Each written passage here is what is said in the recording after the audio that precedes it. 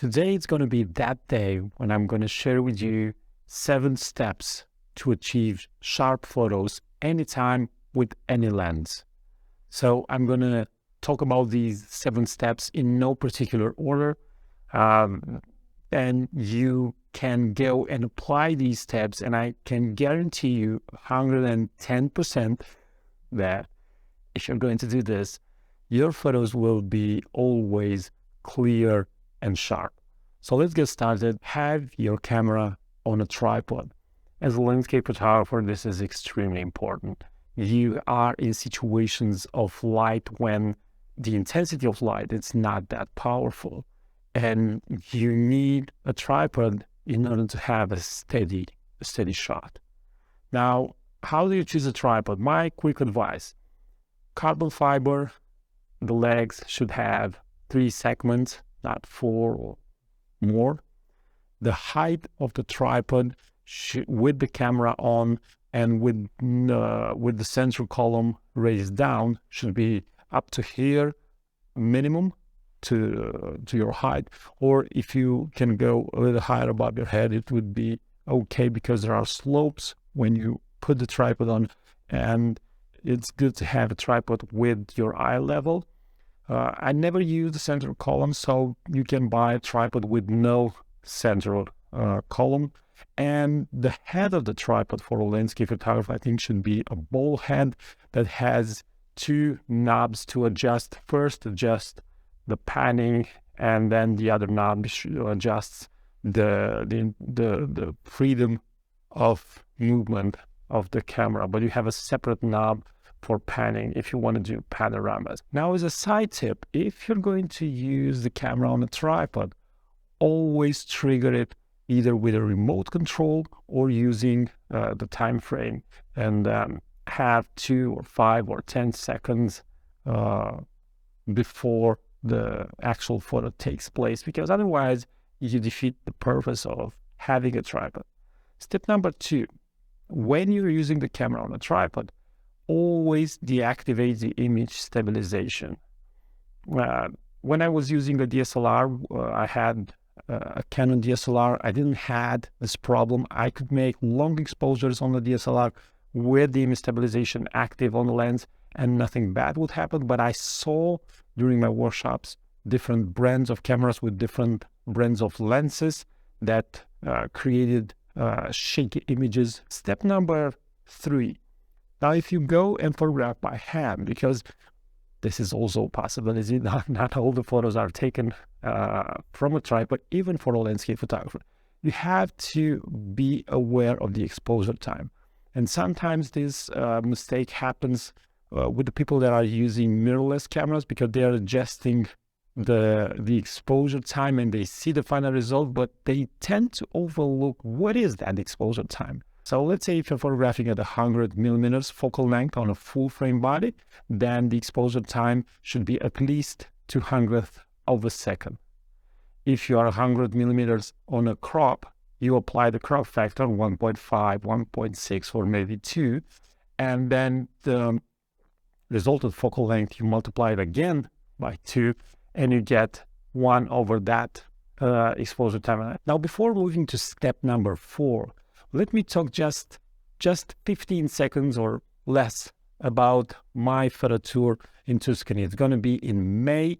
And if you want to come and photograph in Val d'Orcia, those famous properties or those famous picturesque landscapes that look like paintings, in the month of May, there's a link in the description of this video to my website, and you can go there and see all the details. And I hope I'm going to see some of you in May in Tuscany.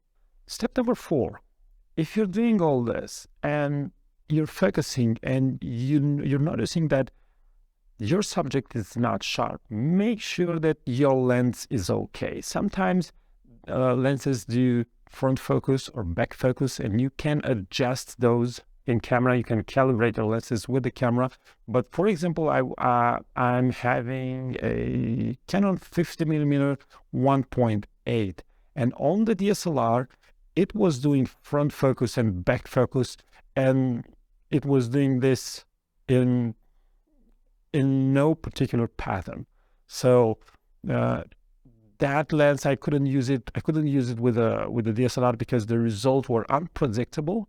But once I had the mirrorless and got rid of the mirror and the images formed directly on the sensor, I didn't have that problem anymore. Step number 5. Sometimes this is the most trickiest step, and this is the step that a lot of people are intimidated by, and it's the relation between the focal length, okay, the aperture you're using, and the distance between the camera and the point of focus.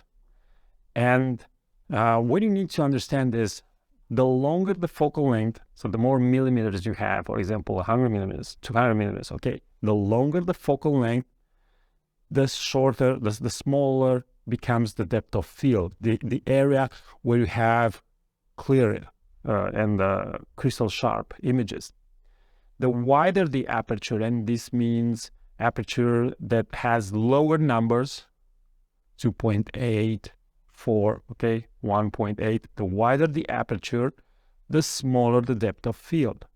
The closest to the camera you put your focus point, again, the smaller the depth of field.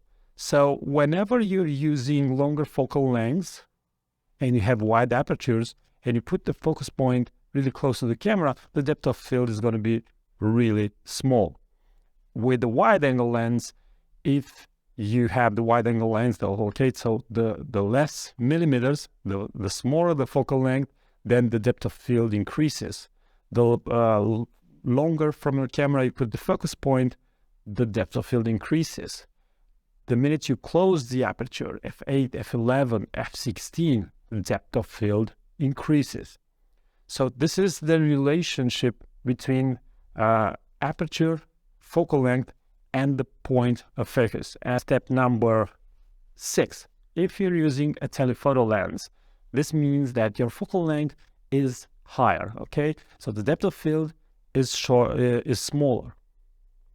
In this case, your focus point should be on the subject. And this way you are absolutely sure that the subject is sharp. When you're using longer focal lengths, not all your photo elements will be in sharpness, but you don't necessarily want that. You want your subject to be in focus, and with the telephoto you create that really beautiful blur that doesn't hurt the eye. With a wide angle lens, this comes step number 7. If you're using a wide angle lens, because it's that wide, the depth of field can become really small in order to have some elements completely blurry and out of focus. So because of that, you tend to notice things. So you can't have, with a wide angle lens, you can't have this blurriness that is pleasant to the eye. And because of that, you want things to be in sharpness from the first element that you see in the camera until the background. And because of that, with a wide angle lens, you close the aperture to f8, f11, f16, and my advice is to put your focus point in the background. Do not think about 1/3 of the image or I don't know, a certain distance, just go with the background. But when you're having the lens is over here and the closest element is 15 centimeters away, that is a good moment to use focus stacking. There are situations when you can't do that because the closest element to you is, for example, a plant and it's windy outside. Well, in that situation, I'm doing this trick. I'm closing the aperture as much as possible, and then I'm focusing to infinity and beyond. So I'm going with my lens to a distance, and I'm going into the infinity in the background, and I'm focusing. You're not going to get the perfect sharpness, but because it's windy, you can't do focus stacking. So you need a middle ground solution. Now, there is also a bonus step or tip. If it's windy outside, try not to choose your subject, the element that is moving. unless you can achieve an exposure time really short to freeze the motion of the subject. Sometimes it's okay to capture the movement of the elements of nature's elements in the wind, because it tells something a little bit more about that photo. It adds something to it. People will look at that photo and will say, okay, I understand it was windy, but in order to have that to have this in a proper way, to have the good photo, you need the subject that it's still, it's sharp, and it's clear. And now I hope you understand a little bit all the elements that go into creating a sharp and clear image. But if you have questions, or if you have situations when you don't know how to apply all this, leave a comment below. I will try to do my best and answer to all of you. Also, if you want to learn more about landscape photography, I have an ebook, and I have workshops, and you can go on my website. The link is in the description of this video. Until next time, keep on photographing, because it's the only way to get better. Thanks for watching, and bye-bye.